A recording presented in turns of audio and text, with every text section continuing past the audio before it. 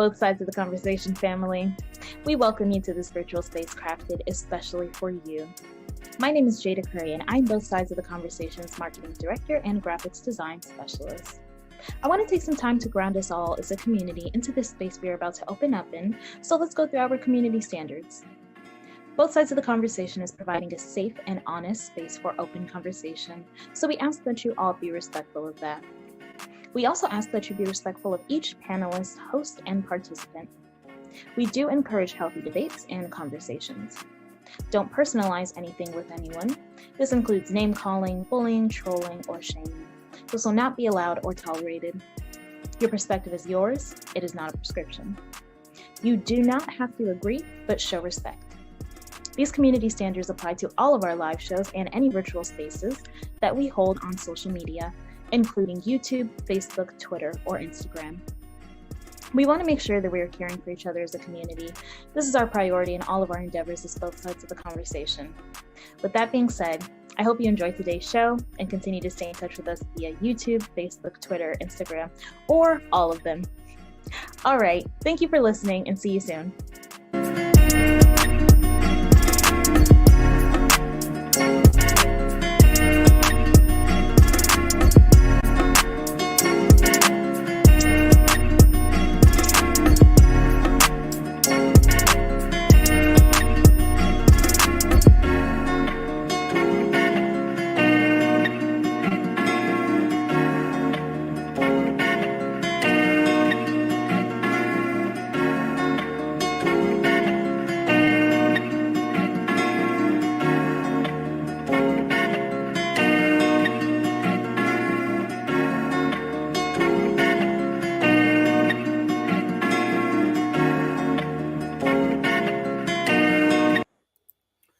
Welcome, everybody, to both sides of the conversation. I'm John Henry, Executive Director. Today is Sunday, so you know what that means. We're going to have another Sunday conversation. Today, we are talking to some homeowners in San Francisco, D10, talking about the nightmare on Keefe Street, talking about some of the home ownership programming. And I think this is going to be a great conversation, as some of the residents are going to be logging on as well shortly.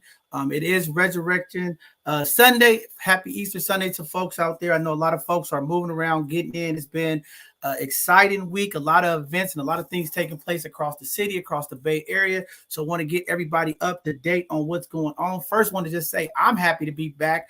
We had our last two shows last week canceled. This Tuesday show will be canceled, but we are still here. As you all seen, we was out at the Dreamkeeper Economic Showcase with the mayor last Thursday, and last Tuesday we've been dealing with a horrendous amount of violence in our community, as we are working together as community to come together and find out solutions, ways that we could curb some of this violence in our community. And there's a number of community activities that we're going to be a part of to help make changes as we continue to change the narrative of our communities. So again, a lot of work going on. We're still here. We're not going away. You all will see us live. It is great to just see us in space, but please go to our YouTube channel, like, subscribe, turn on the alert notifications. So anytime that we go live, you can catch us, you can see what's going on, and you can keep up with what's going on with both sides of the conversation and community. Also, before I want to go, just say past Friday was a huge celebration day for 415 Day. Great to see all the community folks. There were celebrations all across the city of San Francisco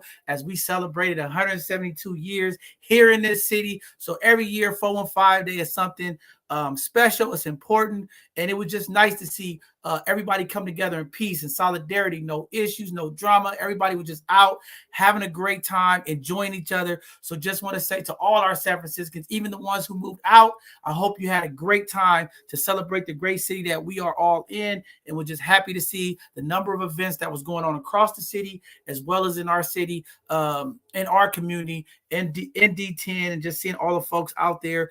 There's been a number of Easter events that's been taking place over the weekend. There was a number of Easter egg hunts and folks getting together. And I know today folks are leaving out the church houses, coming home, enjoying family, convenient, and eating. So just want to say to all of the families, enjoy the day, and just be safe out there as things are continuing to impact us in our community. With that being said, we got a number of programming changes that's going to be coming here. I told you all we have some new co-hosts and guests, people that's coming on. There's some things that we're going to be doing. The look and change of how we do stuff at both sides of the conversation is going to change, and we're going to get that information out to you. But we are excited to see some of the new things that we're going to be embarking on, and some of the folks that we are bringing on to help move this platform forward. As we continue to do our part of the Dreamkeeper narrative shift and storytelling. There are so many things that we're going to be putting out upcoming. So just excited you all to see us around the city doing things, but just to let you know, we got things happening and more stuff's coming as we approach the summer months. With that being said, want to go into couple of community announcements, some of the stuff that's been going on. I know there's been a lot of violence in our community, gun violence, as well as just violence among folks. Again, we got to continue as community to be in solidarity. As you all have been seeing, for folks who are in our Facebook group, some of the stories, the news that's going around, even past the pandemic, we are still dealing with police brutality in our community. There has been a number of police shootings of unarmed black males, Latin males in this country, and we still have an issue.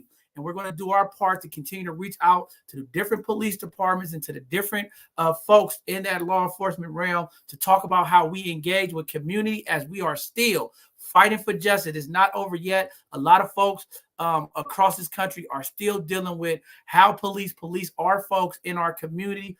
So we just got to continue to keep up the work. A Michigan man was shot in the back of his head while being detained by police. We had an elder couple who was assaulted by police. We had a New York man who was assaulted by police. Just a number of things that we still have to have conversations about when we talk about community and policing in our community. So we just got to continue to work in those realms. But with that said, it was a major mass shooting that took place in New York subway last week.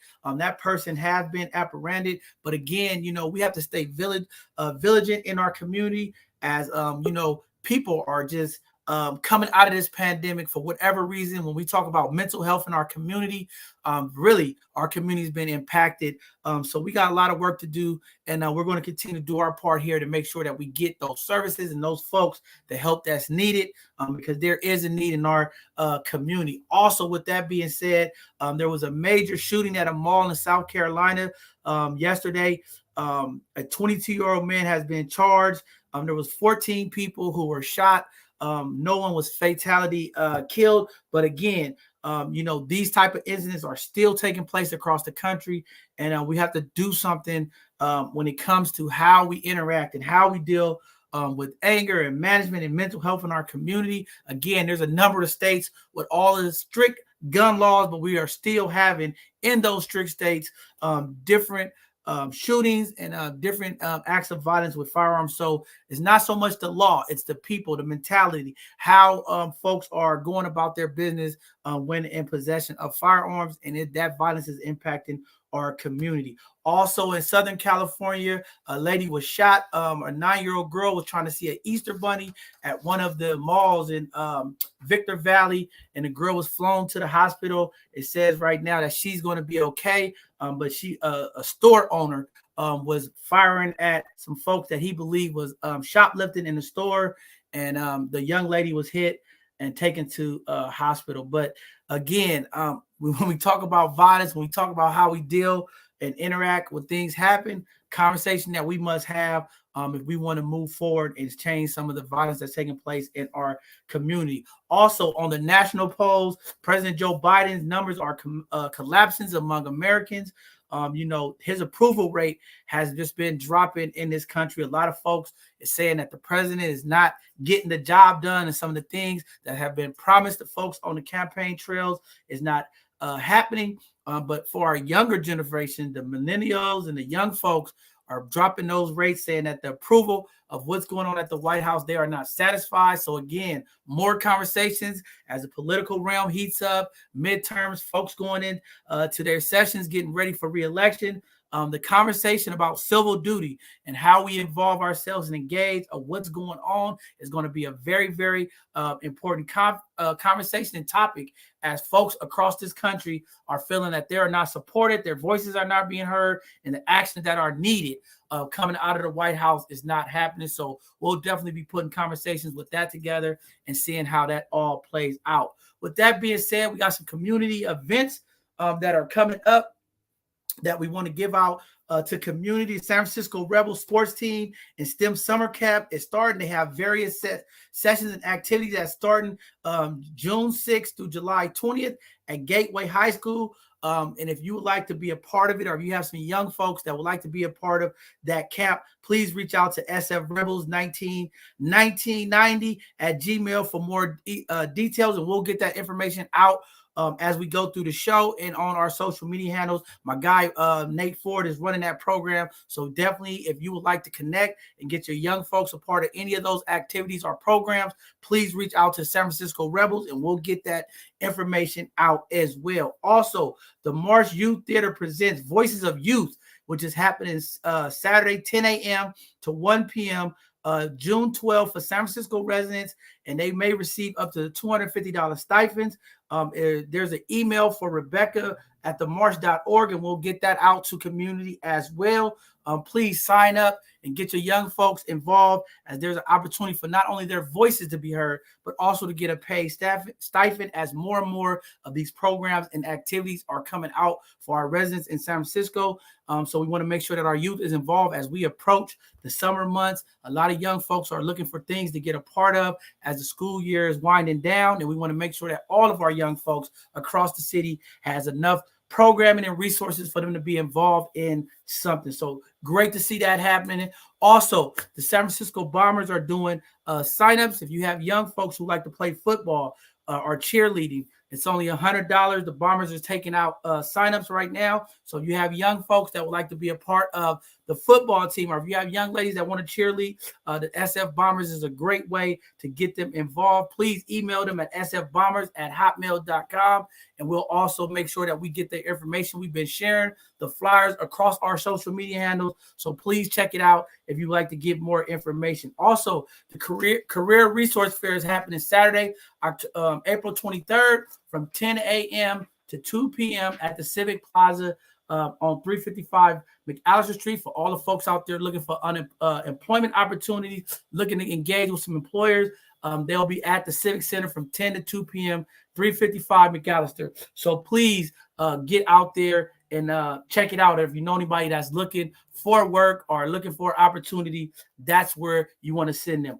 Also, the San Francisco Clean Slate program, Expunge Clinic, is coming back up again on April 26th from 12 to 2 p.m. It's going to be located at 564 6th Street in San Francisco. Please get that information out to the community. If you know a family member or a loved one who may have had a previous criminal record or may have not went back to get their records expunged or their charges dropped and removed off of their criminal background, please send them out to the clinic. This is a great way to get on the court calendar and start working on removing some of the negative things that could be on their records. And that's a great thing that the Clean Slate program is doing. So again, April 26th from 12 to 2 p.m., 564 6th Street.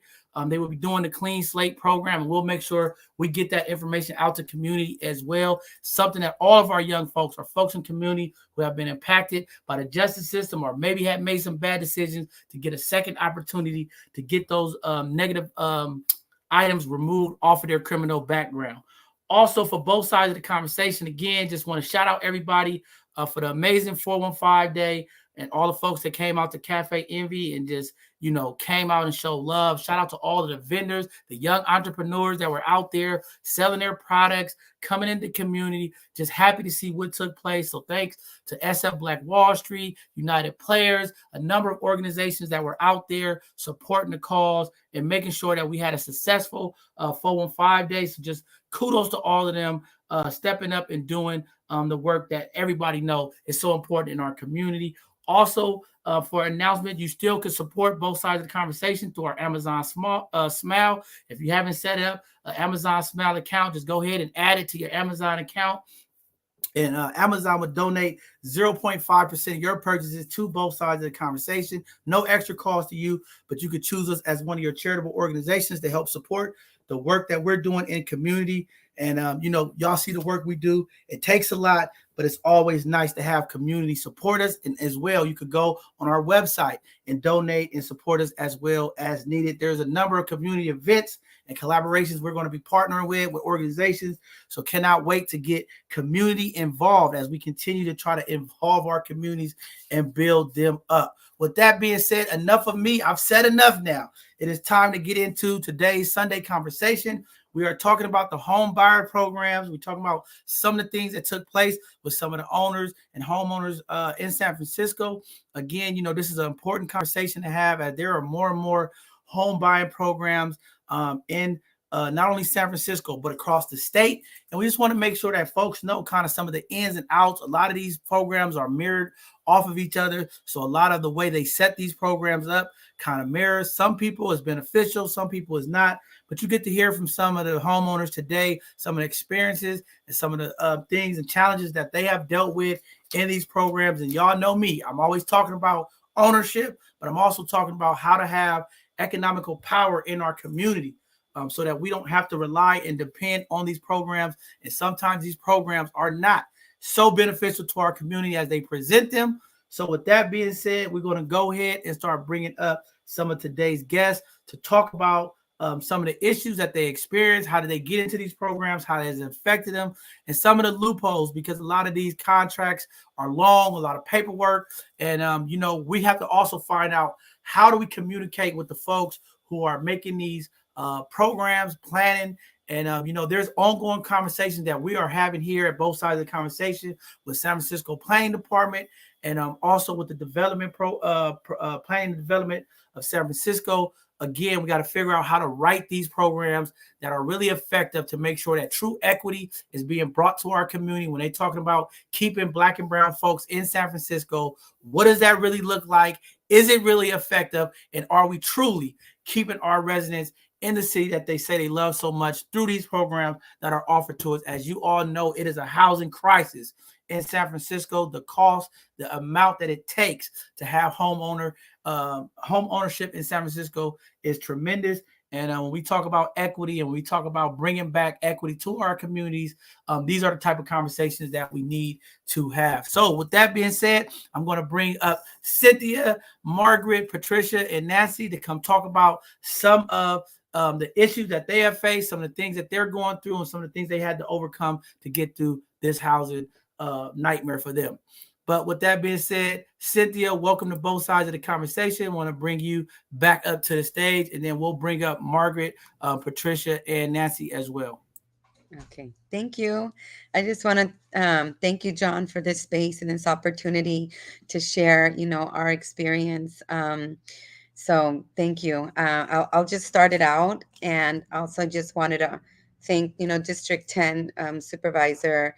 Their office has been working with us too to figure things out along the way. So, they've been keeping an open, honest communication with us, which has been good. And, part of what we want to do is, our goal is really to bring awareness, bring awareness, bring education, so we can be informed about the decisions we make, right? And like John always says, we want to change the narrative. We want to change the narrative, especially for our future and, for our present as well. But, changing policies, figuring out how can we do this? Because my personal experience was, how I found out about Keith Street project, homes.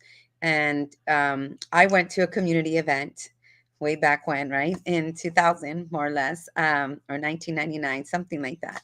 And I found out they were doing these projects, these homes, right? These single family homes in the Bayview. I grew up in the Mission, thank God my mom is still there. And, but basically, obviously, I couldn't afford living in the Mission either. And so, I ended up reaching out to find out more about these homes because I wanted to have a home for my family. And around that time, I had my, also, having kids and stuff. I already had my daughter. My family was growing. And, of course, this is a great opportunity. And, yet, it was a San Francisco redevelopment agency, which no longer exists. It's under now MOCHD, Mayors of Community Housing Development Program, and the San Francisco Housing Corporation, which still exists here in the Bayview. And I also worked with MEDA, which is Mission Economic Development Association, who helped me, figure out the process, right? In buying houses, we had to do home ownership workshops. All these programs are really, great, right? And I think for me, just being in a home was what my goal was. But now that I know what I know, and some of you might have seen me on both sides of the conversation before. I'm a financial wellness coach. That's one of the hats that I wear, with multiple hats that I wear in the community. Um, I still volunteer like at Mission Hub. So I'm so still connected with community. And so, doing this process, getting to where I am today, I ended up, and you might have heard my story before, but I'm just going to share it. My dad passed away, no living trust, no life insurance. My mom lost his pension. That happened in 2018. And that, life-changing experiences makes for life-changing decisions. And this is why I do what I do. And I did my own living trust. My mom helped my mom, my sister, she did hers. One of the things that I realized was this home that I bought, right? Way back in, I officially got it December 31st, 2003. And that was, I felt like that was such a blessing. I can still feel the joy of when I got the keys and how excited I was. And honestly, my sister's on here too, because I had shared with her the information. It was all through lottery. Really excited and, about getting it and everything like that. So, the years passed, the years happened, and, you know, I want my kids, right? I have my kids. I said, and I did my living trust, and I realized there was a lot of restrictions, right? One of the main restriction that I knew that stuck with me, if anything, was there was a second silent loan for, let's say, it's about 250,000, and I knew that was going to be triggered in 40 years, and so that's what stuck with me.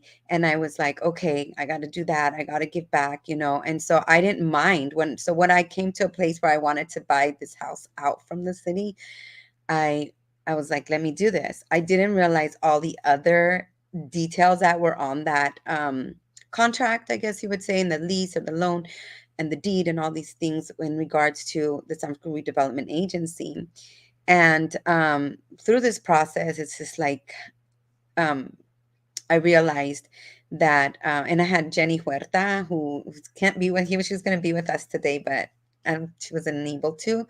But she helped me. She is in real estate and a loan officer, and very well informed. And um, she helped me realize a lot of things. And what was said, like a 50% appreciation was going to be taken, is like equity. So I didn't, know that, and I was like, oh, so one of the things that we, found out too was, and I understand, like, because this home, um, you can take out money, but it had to be taken out only for education and only fixing up the home. And since I do what I do, I mean, my vision is to break the cycle of poverty and create generational wealth for the Black and Brown community, right? And for the community at large. We all need to do our part in it.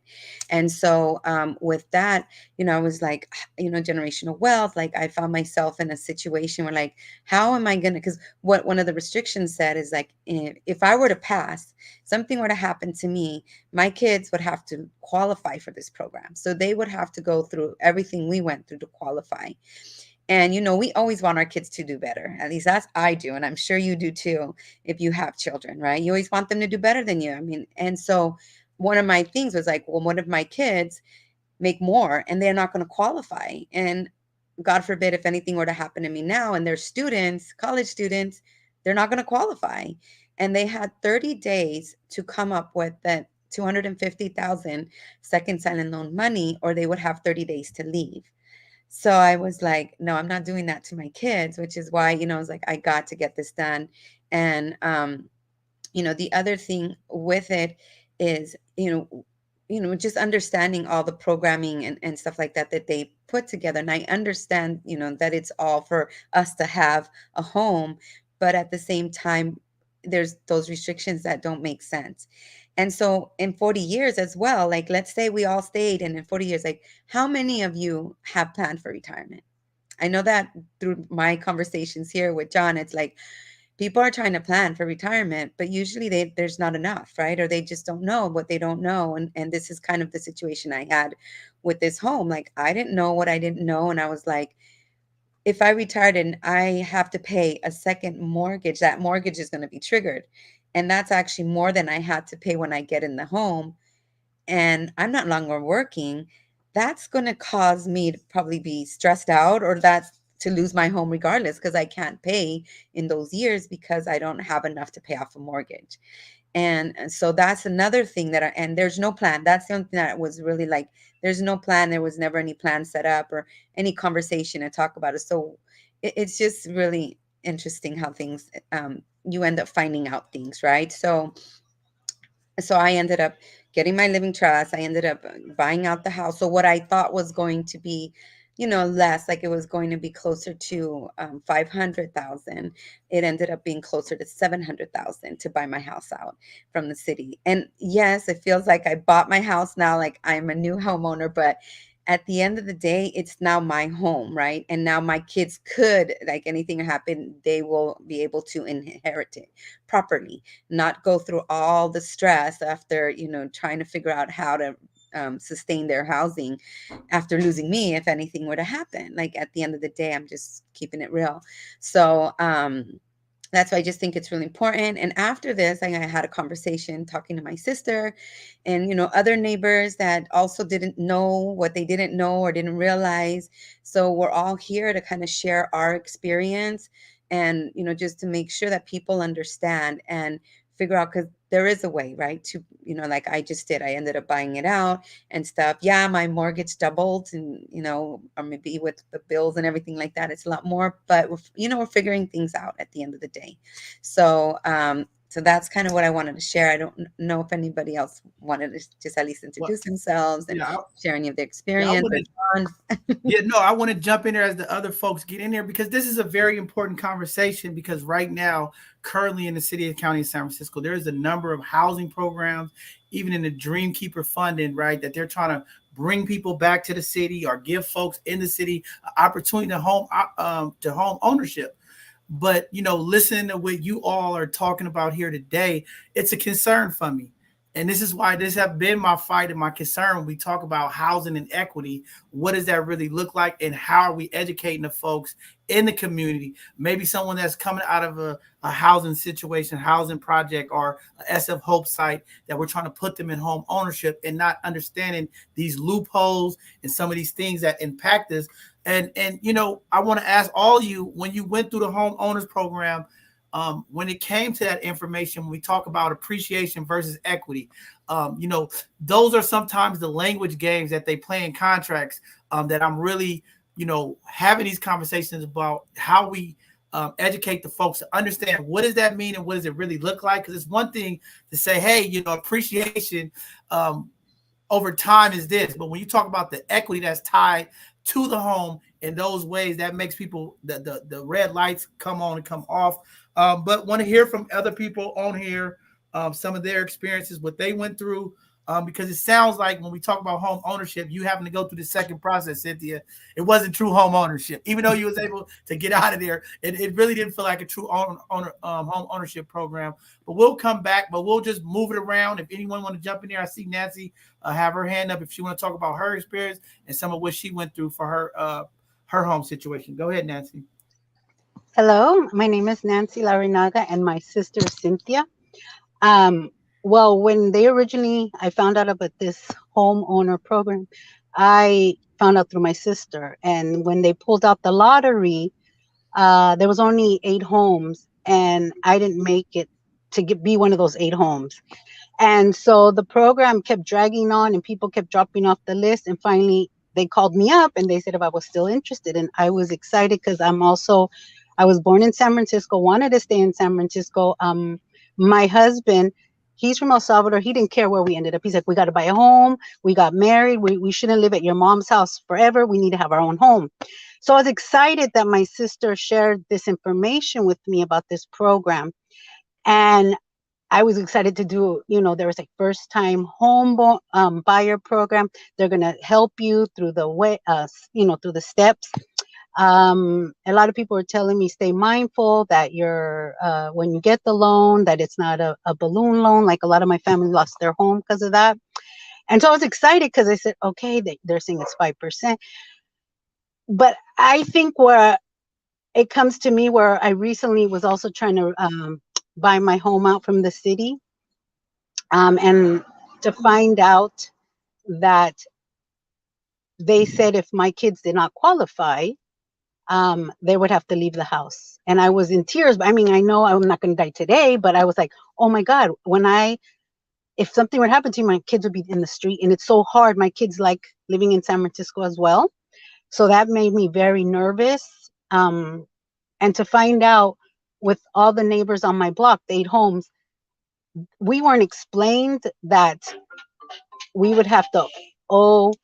I thought it was only 250,000 in my head too. I was thinking, okay, 250, we owe that silent loan, but I didn't know it was the appreciation as well. They didn't point that out to me. So I feel this program, they said first time buyer, and they got us all excited, but they, were, I don't know, me, I'm talking about myself, person of Latina, that they didn't explain that, like, buy your home when the houses were dropping.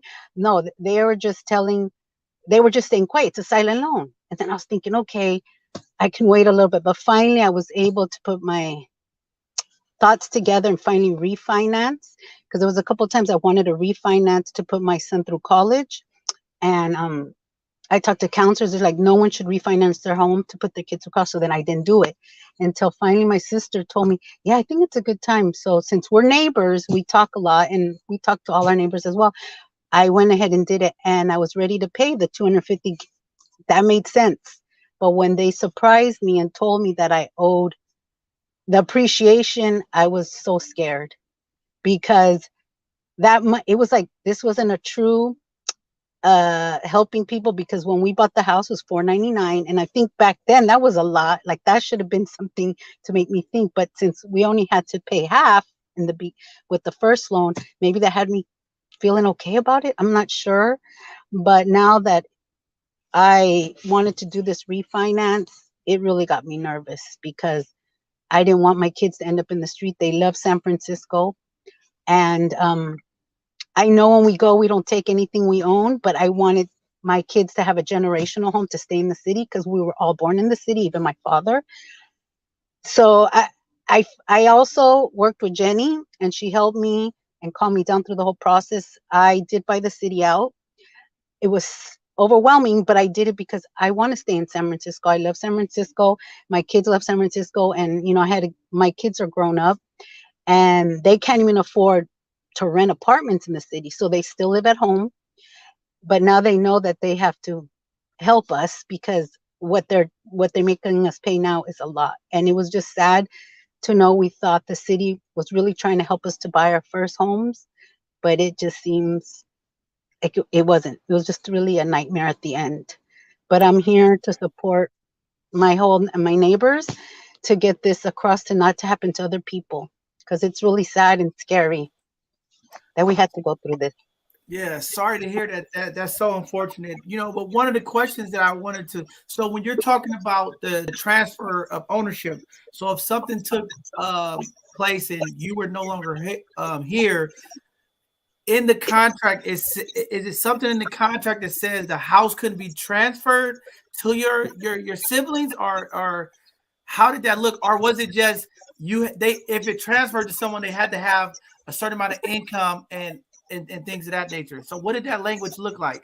Well, now after reading stuff, and because of help with Jenny, she helped me point out the things, how to read it. That they have to reapply, my kids. And, I never went to college, and I was happy my sons have. And so they're making more than me. So they wouldn't even qualify. So then they'd end up in the street, I felt, and putting so much. And then I feel too, okay, they were saying you could pull out money to update the house. Oh, okay. And education, but it was not so easy. You couldn't go to certain lenders. They have you use their certain people. So my thing was I have a trust, and I was thinking, okay, since we're on it, we pay for it.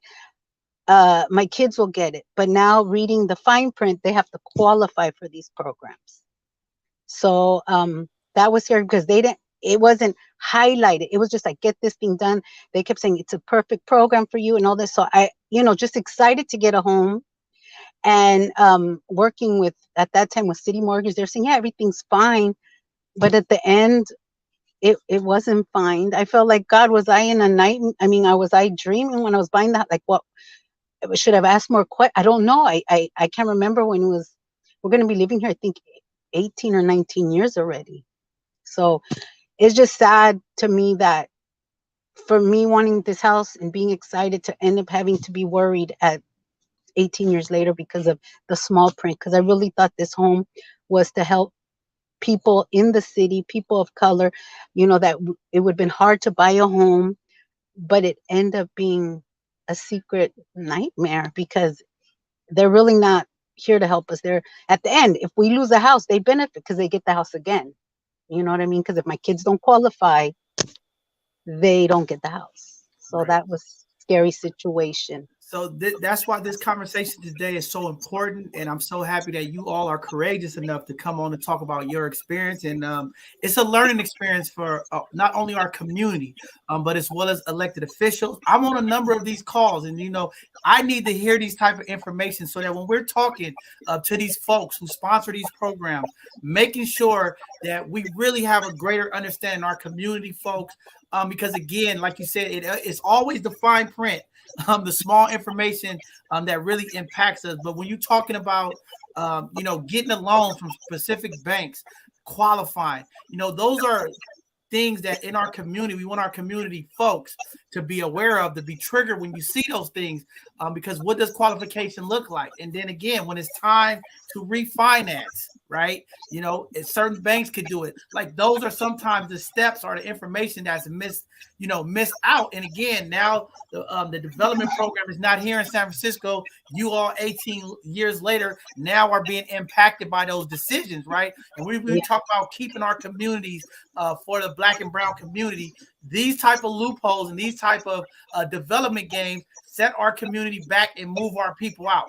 So again, when we talk about solidarity and we talk about fighting and mobilizing for community, this is why it's important for us to get to the table, right? So that the next generation, so the next folks that are stepping in to buy home ownership, this type of information will be provided for them to make better decisions. And then we can really have conversations with the planning department about what does that homeowner look like? Is it the true value to go through these home ownership programs, or do we find out ways that we just put pockets of monies up to help homeowners and pay back that amount instead of the overall programs? And then, walking through the process. And this is one of the biggest things that I'm always advocating for, because we get people in, right? And I always say it's like a data thing, even with some of the jobs, right? We get the data to say we got this many people home ownership, or we got this many people jobs, but there's no follow through to see the steps in the process, walking folks through. Like you said, at that time when the markets changed, who was there to navigate with you all and say, hey, you guys should be refinancing right now because the market has shifted and you all will benefit. Well, you all was locked into this loan at a higher rate. So now once you finally figure out what's going on and get out of it, now Cynthia's paying twice as much more for her mortgage just to get home ownership. And that's something terrible. We don't want anyone to experience that.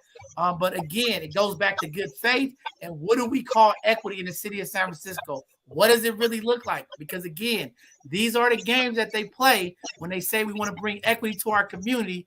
And again, on paper, it looks good to say, hey, we got this thriving Keefe Street. All these folks on Keefe Street are homeowners, but there's strings attached where the city or the developers still get access to that. Is it true equity or not? That's a conversation that we definitely needs to have. But I want to move it along to either Patricia or Margaret, if you all want to talk about your experience, some of what you all went through, and what do you all feel we need to do to make the change so that it really feels like true equity to community. I see your finger up. Go ahead, Patricia.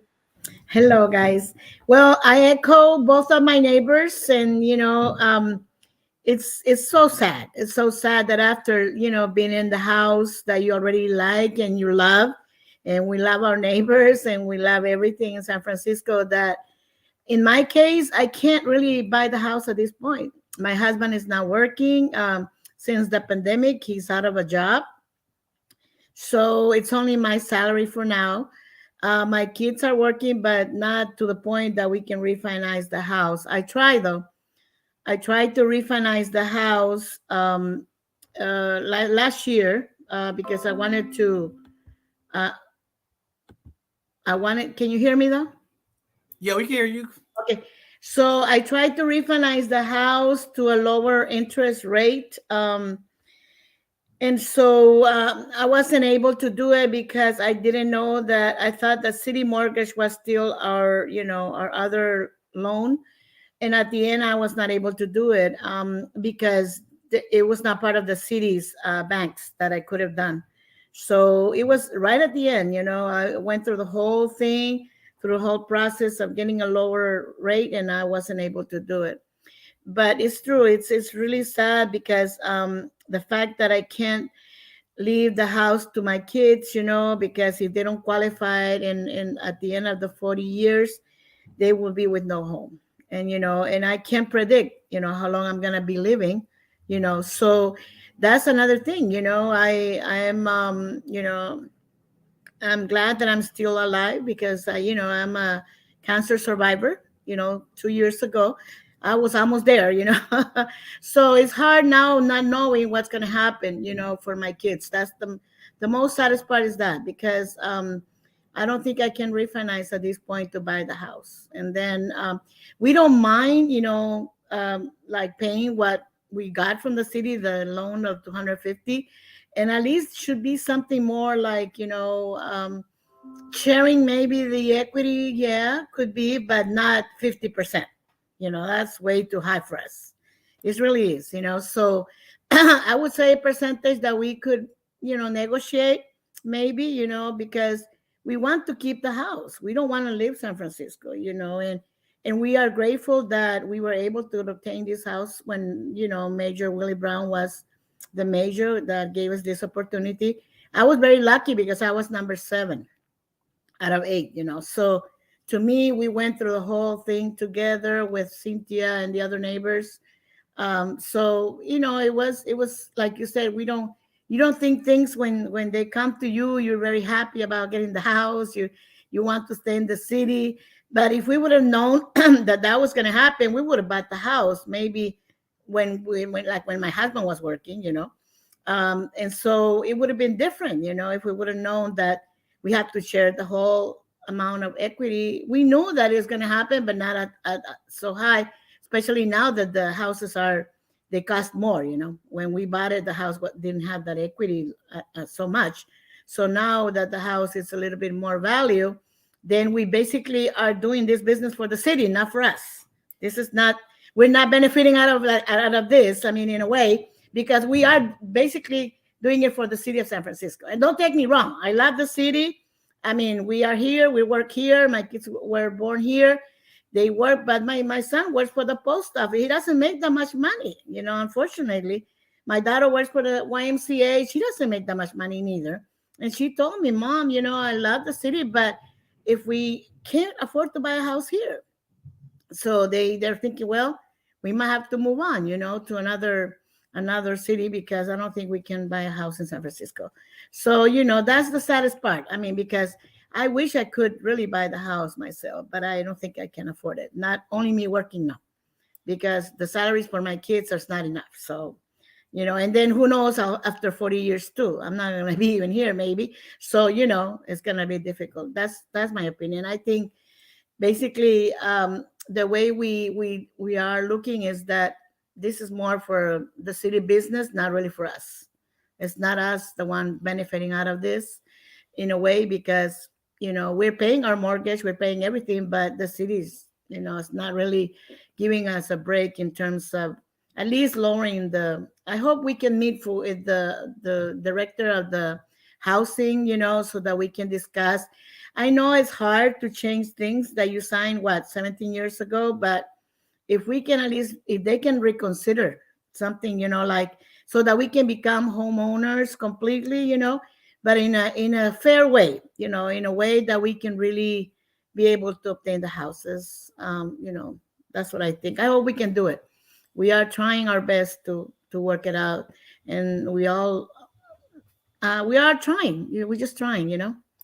Well, I So mean, definitely it's great to see that you all as neighbors, we talk about community and yeah, neighborhoods, right? Being neighborly and coming together. This is the first step. But we're going to do our part here to help advocate with you all too and reach out to the heads over at MOACD at the Mayor's Office of Housing. And let's definitely share today's conversation with them and have a conversation about some of the things that we could do to help impact you all as well. I mean, we have so many talks in the city that's going on with reparations and things of that nature. And maybe in this homeowner part or with reparations that we really relook at it and figure out, how to impact you all that has been impacted, right? Because again, when you talk about reparations, we talk about harm that's been, projected on folks. And it sounds like, with this program is have caused you all harm, as well as other folks in the community who may not be able to speak up or may not be able to share their voices. And that's why it's so powerful to have you here to talk about it, because there's somebody who might don't want to talk about it publicly, but they are suffering in silence. And I think this is something that we need to look at anytime there's policies in place. If it negatively impact our community, I think it is a conversation that we should have to figure out how we can revisit it, especially when we have everybody talking about home ownership, bringing folks back to San Francisco, keeping the folks that we have here in San Francisco. The real conversation is, what does that look like? And I agree with you. If you're talking about 50% of my equity going back to the city, there's no value for me. It's a bad deal. I mean, you get what I'm saying? So if you have $1 million and you're taking 50% of that, there's no equity for me living in the city. I mean, how do you sell a house, right? it's You can't sad. even buy the equity that you have. You can't even buy into another house in the city because of the cost is so high. So again, it's setting folks up to get into space, to hold space, but it's not sustainability, right? And this is why this conversation is very important. And again, when we talk about education and awareness on this platform, we have to really inform our folks. And I'm glad someone said it early. We get excited. We come from a community where things aren't always so great. Everybody's trying to be optimistic, looking for a better way. And then we get an opportunity, and sometimes our emotions, just being able to be like, wow, I get this opportunity. We miss some of the integral parts. And again, for a business person, they'll say, well, that's their fault. They should have been able to go through there. But again, when we're talking about being intentional, when we're talking about bringing our communities together and really advocating for our community folks, I think definitely we're going to have a conversation about how we inform folks and really get them to understand it, because there's no way that we should be getting in space and losing our space to the city or the developers or whoever's behind the scene, because again, it's not set up for sustainability, and it impacts our community tremendously, especially the dynamics of our community. So we want to keep that there, and we want to make sure that we move forward with it. But I want to keep moving around. I see Cynthia there. I'm not sure if she's ready to speak. And Margaret, if any one of y'all want to jump in there. Hi, yeah, I'm Cynthia. I'm sure my neighbors spoke to what's going on. I agree with everything they said. I feel like we've been getting screwed from day one, even when we was going through the program. Like the way they used to conduct the meeting, like when they told us we were supposed to have a half bath, 2 bathrooms and a half. And I remember that lady going, y'all ain't getting y'all half bathroom. Most of y'all ain't got enough money for your down payment. Um, y'all lucky y'all getting these houses because y'all got good credit or something to that effect. I'm looking around side to side like she ain't talking to me. But I just think the people, whoever these people they pick over and over again, they be rude, they talk down to you. It's not a welcoming environment. I could keep y'all in here forever telling y'all about a lot of little shady stuff that was going on, all the way to the fact that we had $10,000 that was supposed to drop off another little loan they had. We lived there 5 years. We all been in here. We all the original people here, and the $10,000 is still on our thing. But thank God I tried to refinance because Jenny let me know it was a $10,000 loan on my mortgage, on that second mortgage, and I was like, I don't owe nobody $10,000. Well, maybe my credit cards, but you know what I'm saying? I don't owe nobody where I got a lien. And she dug into it for me and found out that it was supposed to fall off for 5 years. So the guy who helped taking it off looked into all my neighbors. And so everybody had it on there. Like, it's constant, not right. But again, like you said, they'll say we supposed to know, we should have read. And I thought I read everything, but I see I missed some stuff. But I stopped them from doing a few shady things to me. When we went to the title company, they told me to bring 2 cashier's check, one for the title company and one from Project X. And I said, who is Project X? I forgot the explanation, but it sounded shady to me. I said, this house ain't for me. And so I walked out. And the guy called me that night, told me to come back tomorrow with 1 cashier's check. He said he ain't losing his job for nobody. And he never working with programs like this again. And so when I gave that 1 cashier's check, when at the end, when you get a little money back, I got the little money back plus the $10,000. So I know it was something shady going on. So I mean, it's just a constant just screwing us because we're in the community. It's just like living up here, in the the places that go by your income. It's the same concept. Like they say, this is co-op where my daughter used to live up here in Harbor. Same shit. You'll never own it. You'll never own it.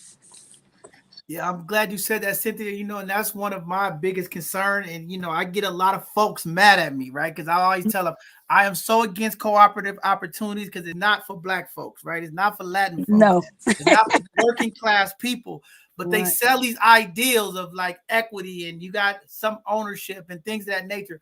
But the amount of clause and the board of directors, the folks who vote and make those panels, everything that they do are very harmful to our folks.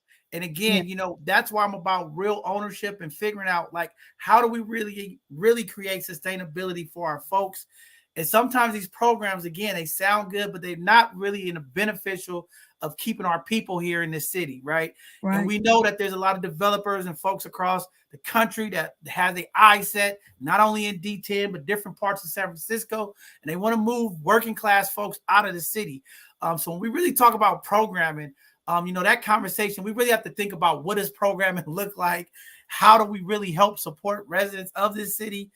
Because a lot of these programs that we run into and we see, they are not beneficial to the people. They're more beneficial to the developers and to the city. And, we got to get out of that model. But again, as community, how do we come together and convene and figure out how do we bring economical power to the districts that we live in? How do we get the right folks advocating for us and making sure that those agendas that we need for the people are pushed forward? So a lot of work to do. But again, this is why I say in solidarity, it takes all of us, no matter what your national background are, no matter what it is, the class status, right? We got to come together because these programs, these entities are here to impact us and they cause harm because, again, this is stressful. When folks are worried about how their kids going to make it, right? Because that's what responsible people do. We don't buy things. We don't do things in our legacy not to leave for someone. So again, if the programs are intentionally saying, hey, we'll get you by, and we don't care about your grandkids or your sons and your daughters, right? Is this a really program, really a beneficial need for our people? So very, very important conversation. Again, there's a lot of things that we need to do. And again, how do we come together, right? Because there's always this divide, and that's why these programs sometimes are created, because you're going to get some people going to say, well, hey, this worked out for me, but it didn't work out for you, or this part worked for me, right? But how do we keep that mindset is if I fail, we all fail. And that's where we have to get to that point, because even if one person didn't have to go through it, but 99 others, is a failure program. And again, when we talk about data and how do we rate what they're doing to help impact our community, that's the real conversation that we need to have. What does that really look like for each family? And is it sustainable? Because programming is supposed to be something that's set up for us to sustain a community. So if they're introducing programs that don't sustain our community, it's a failure. And why are we voting in failure? So again, that's policy change, that's us having equity, being able to sit at the table and deal with some of these issues. And it's going to take more work. This is not something overnight that happened. But again, when the collective minds come together and we all stand in solidarity, things can start moving forward. And I think we're on that pathway, because it starts off with conversations like this.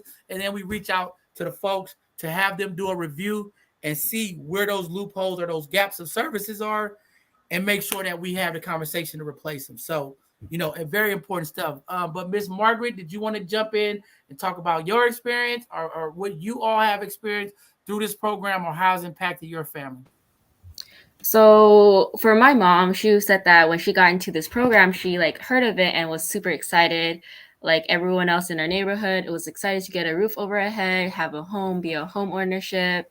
But then once the pandemic hit, we like, of course, like some of us like lost our jobs, couldn't get back up. And then when she later found out that we like our second half of our mortgage was owned by the government and that we had to pay it off, she was kind of like worried, because she read that she forgot to read the fine lines like other people have done because of the excitement of getting a home.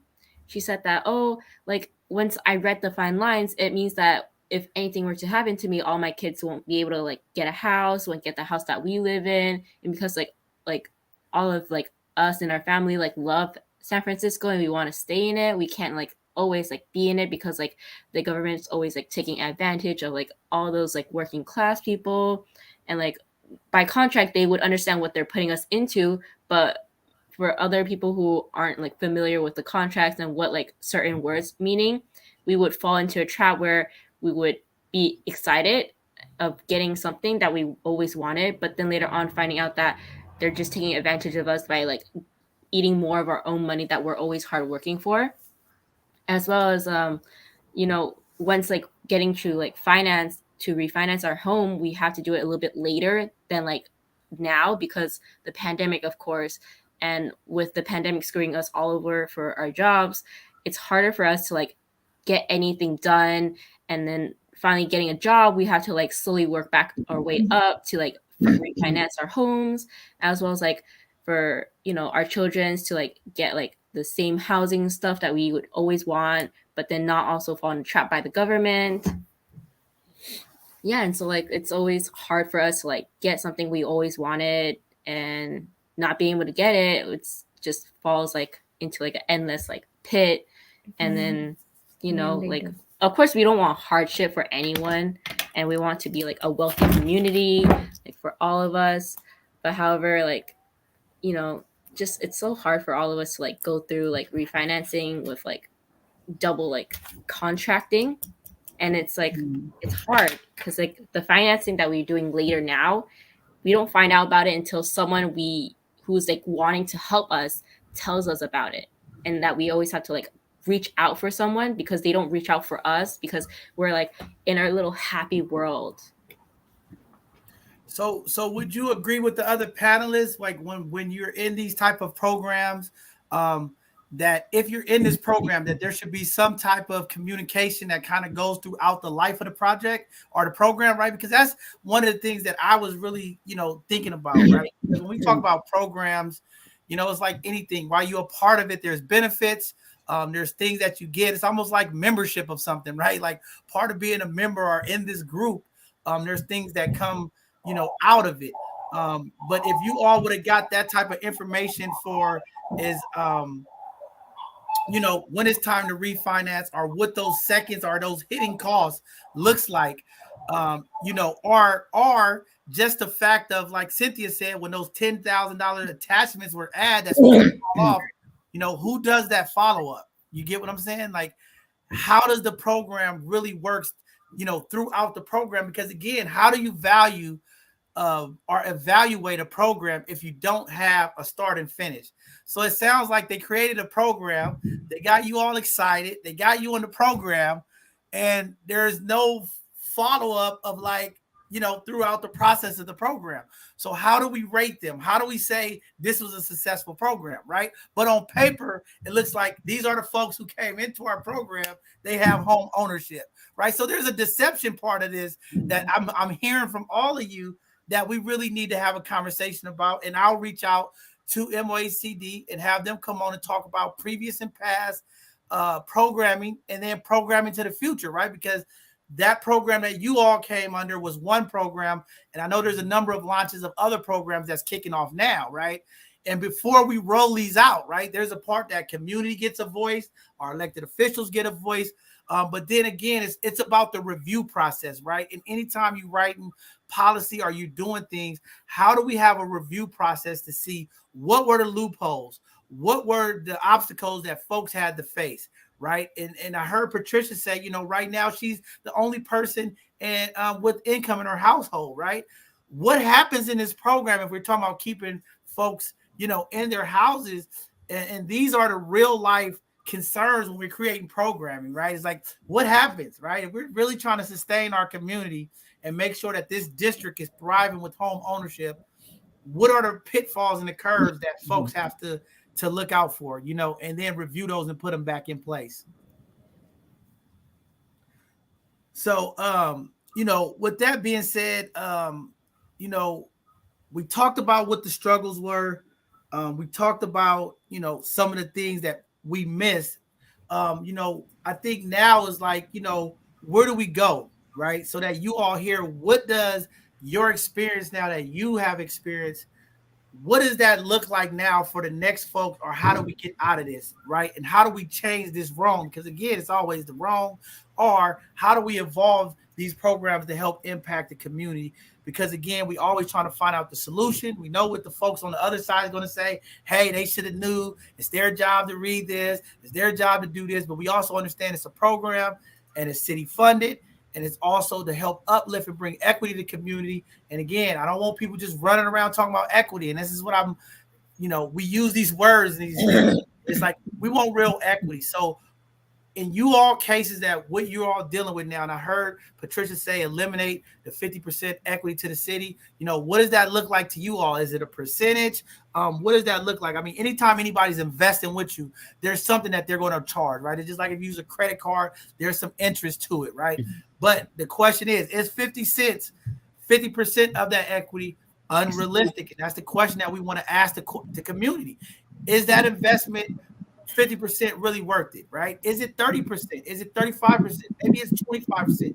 If we're really talking about bringing equity to our community, and I think that's the real conversation, like some of the things that you all learn, and when we talk about the new programs, what do you all see that looking like, and what would you all like to see change from what you all went through? So I can start, and then, okay.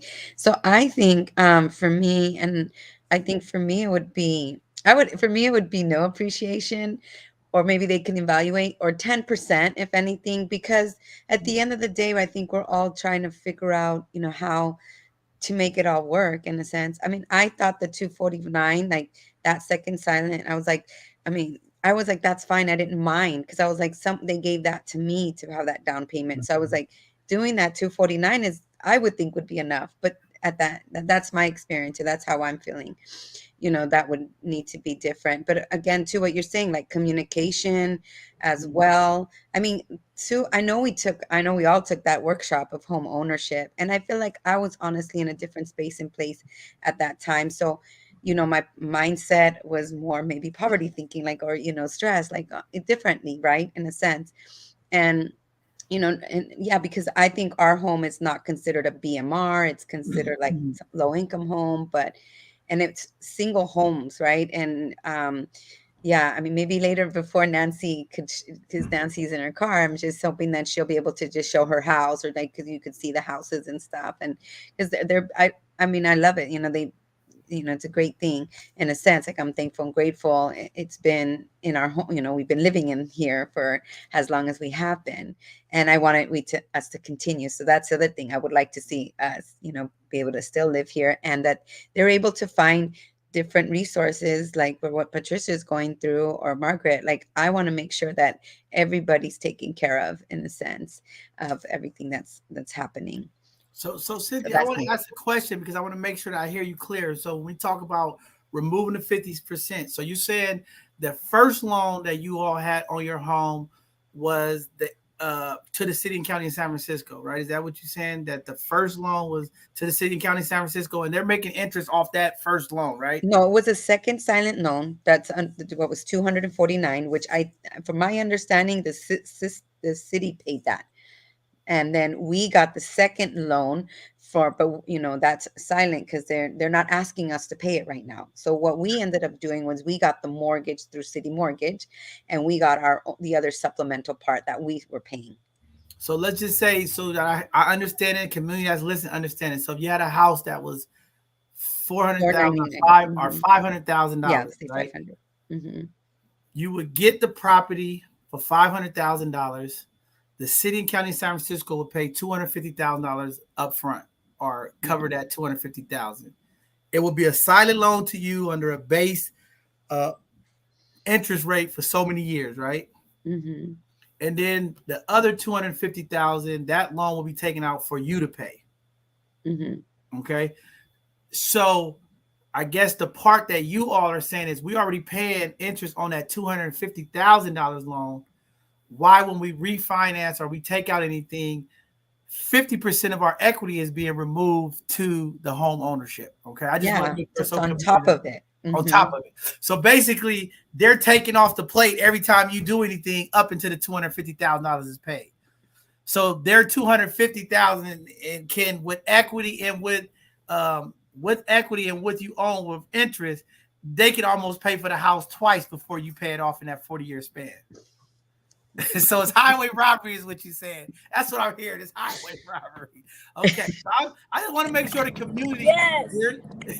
I just want community to hear. Now we're understanding what's happening. Right. No, that's what I'm saying. So I just want to. I understand. But I didn't understand, and now, yes, you said it plain and simple. Right. So basically, this is what we have to, bring forward. And again, when the city pays that initial $250,000 down, they saying, hey, it's a second loan, 40 years or whatever.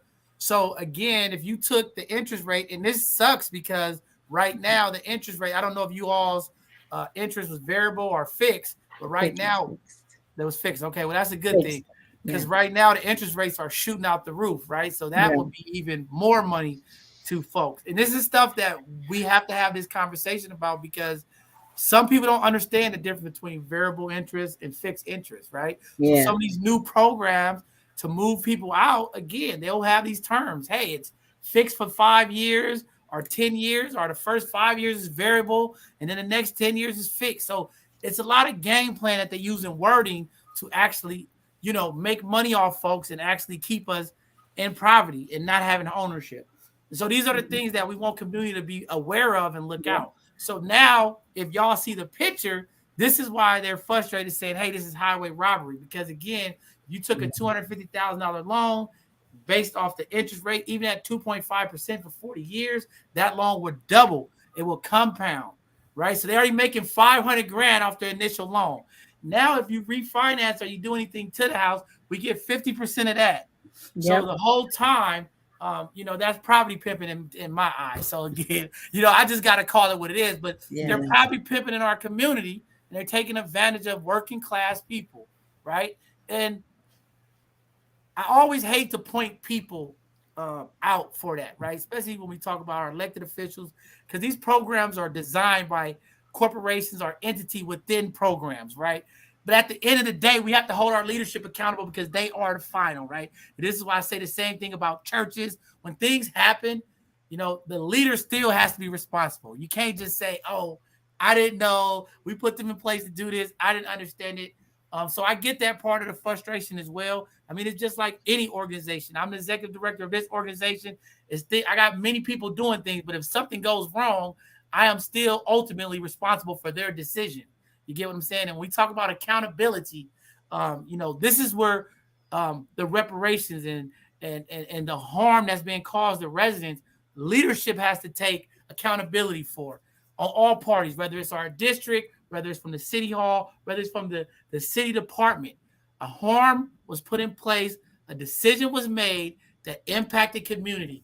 And community now is aware of it. How do we fix it? So great point, great breakdown, Cynthia. I hope folks out there watching understands some of the things that have taken place in this so you can understand where the wrong is and then how do we fix it. But if anybody else wanted to talk about what you all did to fix it, please go ahead. Go ahead, Patricia. I just want to say that originally the price of the house, I don't know if you remember, Cynthia, it was supposed to be $399. And they increased it 100,000 more because they said they put more on the, on the construction, that things were more expensive. And like Cynthia Wheeler said, they didn't give us the bath in the second floor. So, I mean, we still want the house. So, so we still took it, but they still increased 100,000 to the house, to the original price. To the original price. So when you talk about the bathrooms not being in place, that's a part of the developers. So the people who developed the area, there was still unfinished construction work, part of the planning of this program that you was under involvement. See, those are the things that, those are the stuff that we have to talk about, right? Because when we talk about a program, start to finish, program is start to finish. So if there's things that was part of the program or part of this that wasn't complete, that's something that we have to bring up, because we know sometimes in our community when things are not finished, we get frustrated and say, well, I'm not paying y'all because y'all didn't finish this. And that's not a right model to have it. But, how do we hold these entities accountable to make sure that when you're in this program, that's a developed program from the city and county, because development, they had to come through city and county planning division and things of that nature. So to not get a full build, plus give up 50% of your interest, plus pay interest on your loan. Oh, man. So this is a bad deal. And this is why they say this is a nightmare on Keith Street. I think this is a nightmare for any of our community folks that are looking for programming in the city and county of San Francisco to give us housing opportunities. And again, I'll be that loud voice. Sometimes they kick me off on these calls because I get to screaming and yelling because I know that these type of things happen. And, you just have to be careful because sometimes our community folks, again, want to get into home ownership, want to have something that's theirs and get excited. And I understand that. And we miss some of those things. And that's why we have to have people who are advocating to make sure that, one, everybody is aware and understand what's going on, but making sure we have the right people in place to hold these entities accountable and not just selling our community anything that sounds good. And again, Cynthia knows, she's been on my show before. I get really upset, even with insurance, when people attach, if you take out this loan or you take this service, you could utilize it for education or buying a house. I don't like those terms, because it's a setup, right? It's like you don't buy things to say I'm gonna pull money out of it to utilize it for stuff. So it's always a red flag to me. I mean, when insurance, it drives me nuts on these whole life policies. But they, because it's deception to me, and it's a way to play on working class, poor Black and brown folks, right? Because we are the ones who typically are struggling financially to put our kids through college, and the resources needed to repair or to buy to build generational wealth. So they utilize these tactics. I call them tactics, right? So when they selling you something, they are getting you into these programs. They always say, well, look, if you do this program, in 10 years, 20 years, you could take out the equity and you could pay for your kid's college, right? And that plays on our emotion, right? Or you can use the money to buy another house or pay off debt. I don't like those type of programs. I get very, very angry when I see folks selling that type of policy or practice to our community. It's very deception driven. And I think they play on people's emotions. And I think this is why we're trying to do our part here to truly educate our community, inform them so they get that understanding of what they're getting into. Because again, entities, they use this to play on the emotion of our people. And then we get into situations like this where, we find out later, and that's the thing. And now we're on the back end. We're being reactive, right? So now you get your voice removed because now you just sound like the angry homeowner or the angry person that went through a program, right? and actually there wasn't enough preventative measures in place to make sure that the program would be successful and thought out throughout the process. So I definitely hear you, Patricia. That's definitely something that we got to really look at. And this is why I get frustrated with data. Y'all hear me all the time yelling about data when we talk about programming, we talk about grants, we talk about anything that has to do with data, because numbers can manipulate the process. You know, they always say numbers don't lie, people do, but numbers can be manipulated to make it look like a lie. So more work to do on that front. But Nancy or anybody else wanted to chime in, Margaret, anybody want to say anything about that? What does it look like to you all? Because again, we want to make sure that when we reach out to these folks, Mami, they can Beatriz, hear le this quiero apagar la conversation. computadora. No We'll se take out the escuchó, ¿verdad? highlights and make sure that they understand where the loopholes are, Se le where quiero the apagar. gaps are, where the areas that we need to highlight and have our eyes on to make sure Sí. that we're doing the right things. No, no me deja. Mute. Well, I would like to say, like, I just felt like I mentioned earlier, I was just excited to get a home. And I feel like some words you were sharing that they should have been more following up. You know, they're always following up to make sure we had insurance on the house. That's what they made sure we always had. But I haven't had any other follow ups. I didn't think about that until you said it, that to help people with these programs, they should be really someone following up. And regarding, like, I understand, they'd want the 249,000. I get it, but I don't feel 50% is fair. I mean, right now, me and my husband barely made it because he was out of work because of COVID, and we barely made it to get into the loan. But I wouldn't want no one else to have to go through this. This is just a scary. I mean, I think I could have had a heart attack if my husband was like, "Calm down. It's not going to happen now, but we'll figure this out." But just to let people aware of the steps of truly buying a house, and really meaning we want the people that work in San Francisco to stay in San Francisco and live, not just set us up for failure. That's what I feel. Wow, very powerful stuff. I'm glad you said that. I feel the same way. Again, I'm always advocating. I'm always screaming and yelling. And this is why I get frustrated, get passionate about it, because I understand these are the type of games that development departments play on our people. And again, to the public eye, they really try to make it seem like, hey, we're here to help the people.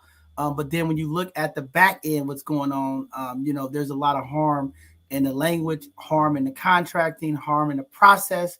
And those are the things that we have to push out. And, if we're really going to keep our true San Francisco residents here, it was, again, sad to be there on 415 Day. And a number of folks who grew up in the city due to gentrification, due to redevelopment, folks are pushed out of our community. And it's because these type of tactics, these type of deceptions, when they talk about retaining folks here and doing their part to set it up. I mean, these are conversations that's going to be ongoing.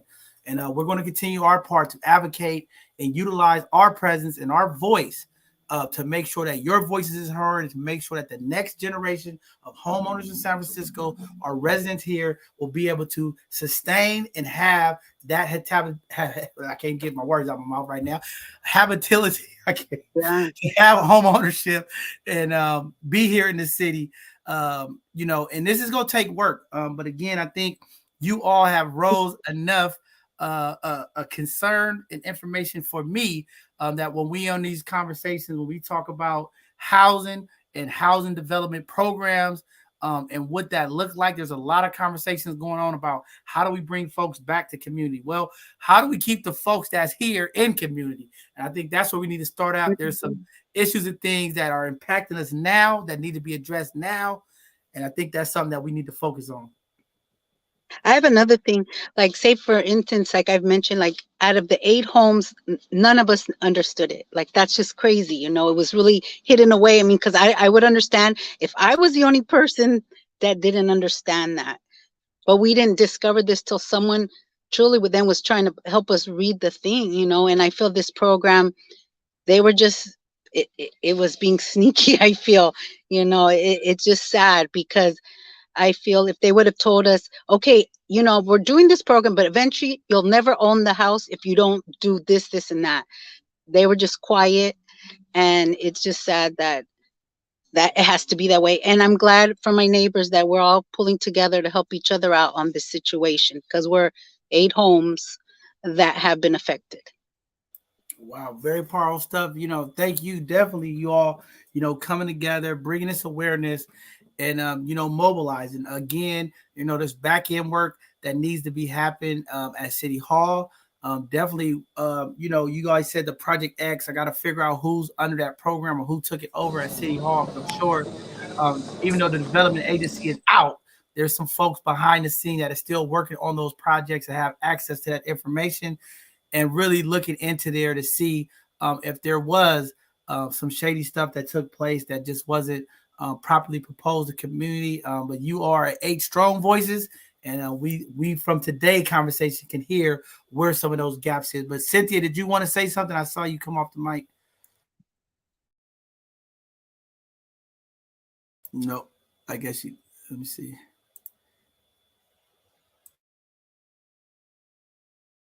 I don't know. I think she was trying to come off the mic. But yeah, Cynthia, is there anything that you all wanted to say? Margaret, if there's anything you all wanted to say about this? Well, I just wanted to say thank you, for the getting us here. Well, I know Cynthia, you want to get back on and say something, but just thanks. We just definitely want bring awareness and change the narrative, like you always say. So go ahead, Cynthia. Did you want to say something? Well, she's trying to unmute. She had to press unmute the camera, and I think Patricia.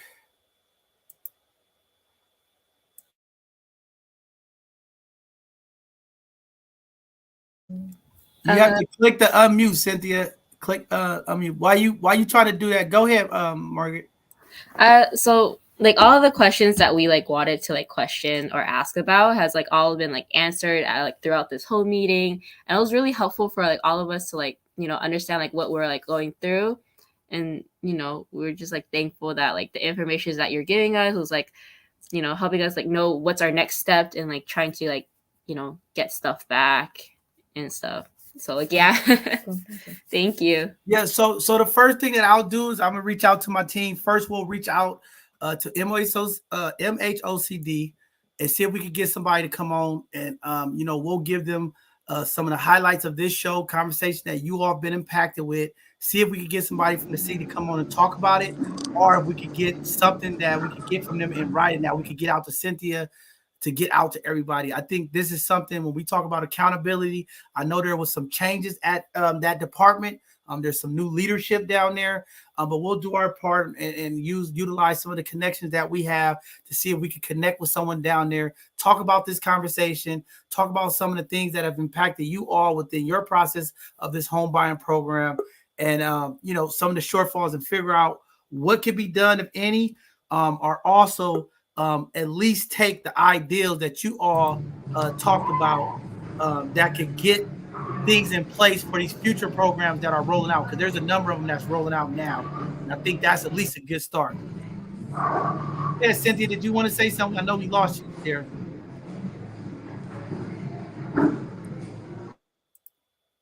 Cynthia, oh, I guess we lost her again.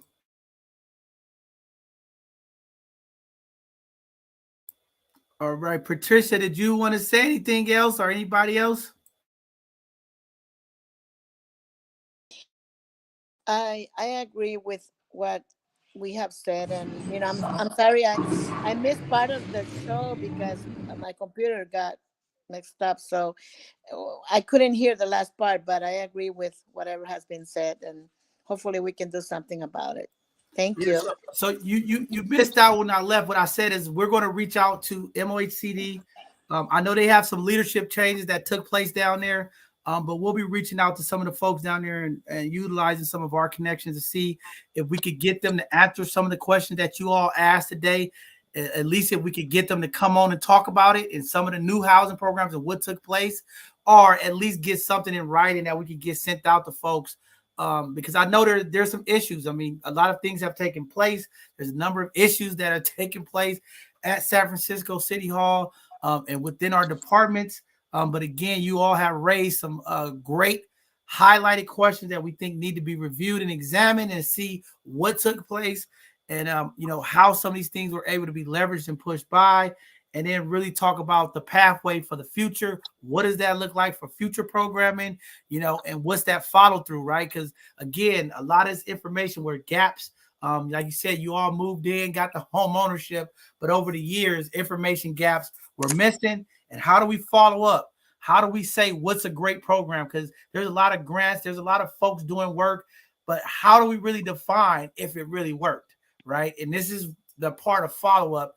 Again, we rolled out something, this project, and again, it's why it's so difficult when you talk about data and numbers, because it's easy to say, hey, we got 8, 10, 12, 15 people in houses, right? But no one's following up to say in between to where we at now, how did that program really impact the community? Where did our city go back to do the follow-up, right? Because any program, there's a follow-up period. Okay, we got you in the houses. In 5 years, do we do a check-in? In 10 years, do we do a check-in? Where are we at? Did these homeowners actually sustain? Did they lose the property? Those are the type of questions that we would like answered when we're talking about programming. How does it work? How does it benefit the community? Did it really bring the type of equity in our community for sustainability that we so desire and vision here in San Francisco? So I think those are great points that you all highlighted. And we'll be doing our part, like I said, to give them that type of information. This information that you all gave have been very eye-opening for some of the other folks in the community. There's folks that's watching that are going through Dreamkeeper home ownership programs right now. There's DACA programs going on. There's a number of housing programs, not only in San Francisco, across the Bay Area. And these type of questions, these type of things that you all have experienced is the type of conversation that community needs to hear and think about before entering into these programs, into contract, because a lot of them mirror each other. The program models, they all kind of run hand in hand in some kind of way. But community, these are the questions you need to be asking when you're sitting in these rooms and they selling you, hey, we can get you in the house. You got the credit, you make the money. These are the hidden line questions, underlying things that need to be evaluated and make sure that you understand before walking into home ownership. But with that being said, Nancy, Margaret, if anybody want to say anything, this is the time to do it. Go ahead, Cynthia. I just wanted Nancy really quick. Maybe you could just, since you're out, you're in front of the house, right? Yeah, I'm in front of the house. Just so you could see like where we live at.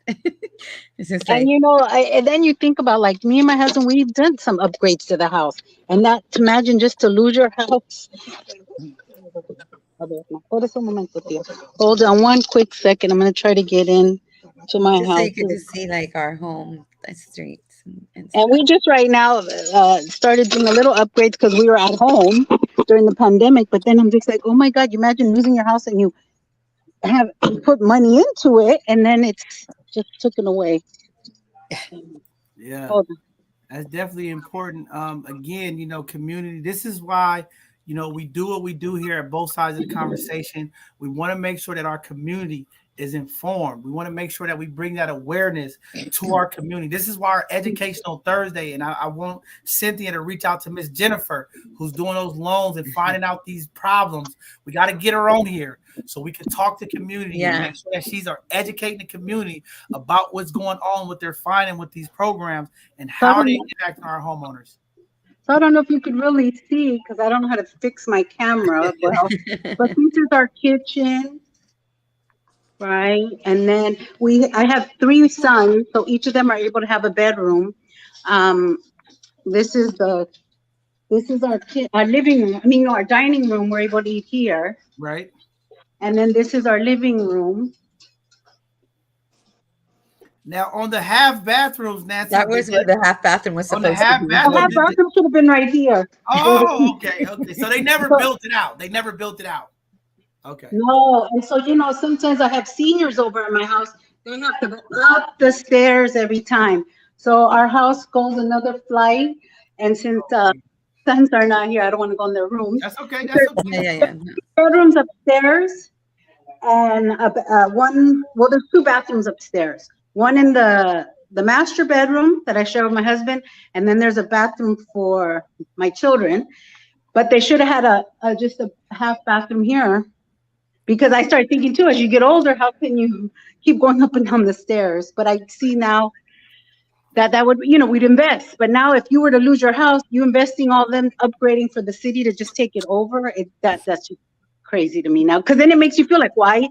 It feels like you're in a housing and don't fix anything, because then eventually it'll be taken away. Well, you sound like you're leasing, you're renting. It sounds We're like renting. a rental deal, right? We're renting. So again, when we talk about home ownership, when you all talk about this, there's not a true feeling of ownership when you have these type of clauses and these type of things that impact you. So how does the community feel proud? How do you feel as a homeowner that you have successfully done the right steps? I mean, this is the challenge. So I definitely feel you. I definitely understand where you're coming from with that. But again, these are the things that we want to highlight. And this is why we want to have these conversations, so that these folks who walk around with their heads up and say, hey, we did a wonderful thing for our community, and we find out that there's a lot of things that have really brought harm and distrust and just really pushed our community back some. Because I mean, that's not a feeling of home ownership, to invest equity, knowing that equity could not only be taken, paid twice. I mean, it's a challenge, right? And again, community is about, when you have home ownership, folks feeling comfortable, want to keep their community up, want to keep their places looking good. But when you have these type of policies in place, people are worried about their equity. Why should I fix up a house that might be taken away? So now the community goes down. So I definitely hear you and feel that. The King's house is right here. Yeah. Things, the outside. So that's definitely part of it too. That's concerning. And again, we have to change that. That's part of the narrative that we need to change to make sure when we talk about home ownership, property development in our community, that we truly get a feel of what that really is on a level that is true and transparent. So, I just thank you all for that part of it. We are getting close to the end of today's show. I mean, we have a little bit of time, but I just wanted to give you all the opportunity, Margaret, everybody that's on the call. If you want to give any parting words to community, you want to give them any kind of feedback or just food for thought through this process. I know this is a emotional and difficult process that you all been going through. But if you want to leave any parting words or any encouraging words to maybe some homeowners who might be going through this, now's the time to do it and just kind of connect with community. La unión hace la fuerza. Well, in Spanish, we say la unión hace la fuerza, together we can be strong, So I believe that, thank you so much for giving us this opportunity to come to your show and address these issues, and for trying to connect us with the right people in the community so that we can make a difference. If something happens good to us, it's going to happen to everybody who's in the same boat. We're here to be together as a community, as all, Latinos, African American, Asians, everybody that is in this type of situations with housing, that we can all work together. So if something happens good to us, it's going to happen to everybody. That's my hope. Oh, wow. Good, powerful stuff. Thank you. Yes. All power to the people. We are all can do it. United we stand, divided we fall. And this is what it's about. And this is why I'm always on these calls fighting and arguing about this solidarity, because everybody's talking about solidarity. But again, to me, solidarity means 365 days a year. All communities, no matter what race you are, how old you are, where you live, you got to come together for all issues. So when I say solidarity, this is an issue. I need to be involved. And that's what I think solidarity is. And I thank you for that, because this is what community needs to hear. These folks who talk about solidarity, this is an issue, not just certain issues, but all issues that impact us all in our community. So thank you for saying that, Ms. Patricia. No, and then another thing, as an immigrant, to me, this is my home dream, So it was hard to get it, and I'm glad I got it. But now I don't know if I'm going to keep it. We're going to keep fighting. We're going to keep fighting. The fight continues. We're going to keep fighting. Thank you. So, again, thanks, John. I really appreciate it. And I just want to, there's always a reason for everything. And that's why I've told my sister about you, because your name is John, like our dad. And my dad is just there, you know, and I feel like all these things, and also for my kids, like all I can think of, like I do this for them and my sister and family, community, like we said, like, and it all starts at home. And that's why I feel like my dad has been just the biggest inspiration for me, you know, even though he's like spiritually, he's still around. It's just so crazy. It's so crazy good. I still feel him around, and I know, you know, my kids and my future generations and my grandbabies and everything like that. I want them to know this is why I do what I do, and I want to thank you for, you know, being there and being part of my village to support, you know, everything that needs to be done to make us live in a better world, a better city, and, you know, hear our voice, because that's what we're, you know, we need everybody to hear our voice. And I'm glad you have this platform to make it happen. So thank you so much. Thank you And Thank too. you very much. Thank you very Nancy, much. Nancy, you want to say anything? Margaret, you want to say anything before we leave? Anybody?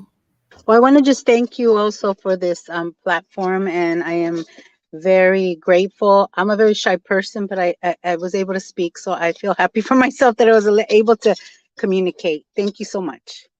No problem. No problem. Margaret, did you want to leave any parting words to the community? No, that should be all. No problem. Thank you very much. Well, with that being said, community, I hope you all was able to get some great information from today's conversation. There's some pitfalls. There's some things that you have to be aware of when you're on the pathway for home ownership. We don't want new homeowners having the buyer remorse, the feeling of why did I do this? We want people to feel celebrated, empowered, and enlightened as they go into home ownership. We don't want people to feel like they're being scammed or being things happening to them that impacts their home buying experience. There's a lot of work that we have to do as community to come together in solidarity. These issues impact us all. It doesn't mean that only one groups get it. It impacts us all when we talk about our African American community, our Latin community, our Asian community, our API and Samoan community. This affects the people of Brown, and this is why this program, this is why both sides of the conversation is so important to our community, because we represent the Black and Brown community, and we want to make sure that they are always supported on any issues or anything that's going on. We want to advocate for the people, because we all about the people here. We want to make sure that our people do the right things that advance. We want to create generational wealth. We want to make sure that our folks are getting the services and the resources that are needed. And that's why this platform is so important, because we make sure that all of the resources, all the information that we get, that we pass it on to our community so that our community moves forward. Even though the folks that was here today have been impacted tremendously, the harm has already been done for them.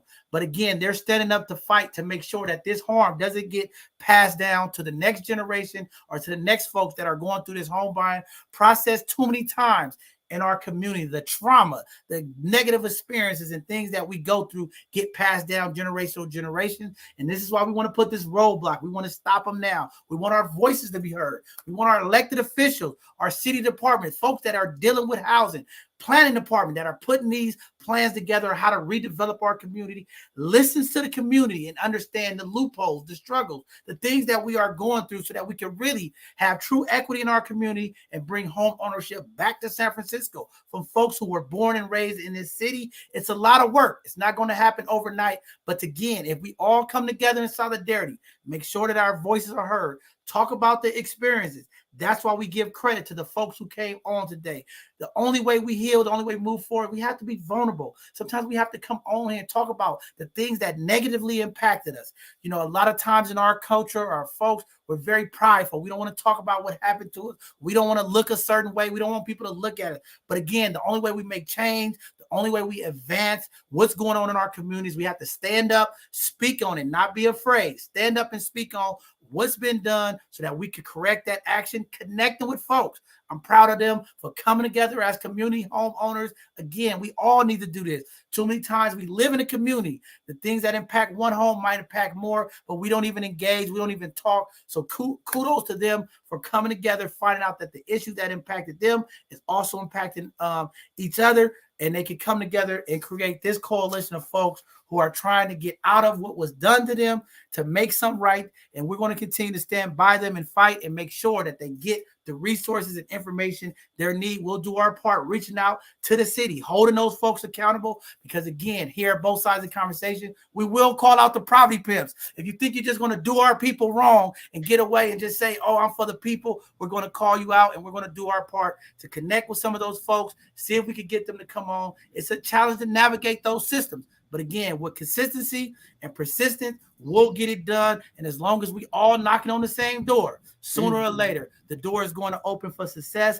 Thank you all for tuning in and watching today. A lot of work still needs to be done in the community. We got work to do. There's violence. There's homelessness. There's substance abuse. There's a number of issues that are impacting our community, and we need all community folks to get involved to make sure that we curb some of these things that are impacting our community as we move forward. So again, happy Resurrection Day to everybody. I know this Easter Day is a lot of family gatherings and cookings, and I hope some of you out there will talk about some of these things today that they talked about, how they have been impacted with home ownership, and we continue these conversations around our families and friends, so that we don't have other folks stepping into the pitfall of destruction or wrong information that harms our community. So with that being said, love you all. Our next live show will be next Thursday. Next Tuesday, Hidden Gem segment will be put back for things that we're going to be doing here. But next Thursday, we will be here for Educational Thursday. And then we'll follow up some of the community stuff that we're going to be doing with Rafiki House for our Sunday. Again, there's new programming coming. We have some phenomenal folks that are onboarding. We're going to have some new co-hosts. So the whole thing of both sides of the conversation is going to be changing over the next couple of weeks. You'll see it. But again, we're just happy to the new adventure, the new opportunities. Again, the work is blessing our people, making sure that they impacted. We're going to keep doing our part. I'm hoping to see you all at one of our events or somewhere that we out in the community, because we want to stay connected with our people so we know what's going on and how we can advocate and fight and bring that justice to our community. So with that, I love you all. I bid you good day. Enjoy your day. Be safe out there and keep your eyes on the prize for things that's coming forward. Love you all. See you all soon. Have a blessed day. Okay. Thank you. Yes.